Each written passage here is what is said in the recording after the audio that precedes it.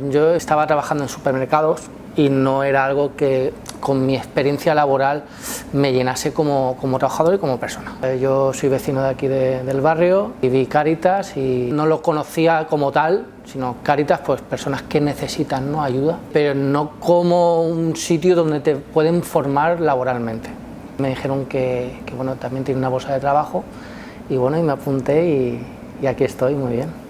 Yo trabajo en el sector logístico industrial, soy almacenero. En mi sector hay muchísima demanda y yo necesito una marcha más en todo. Financor en este caso me ayudó justamente para poner una y dos marchas. Mi coach, como le digo yo, se llama Isabel Trujillo, fue la que me ayudó en todo. Con ella he mejorado en ese aspecto, el tema currículum, el tema de la búsqueda, fue una gran ayuda.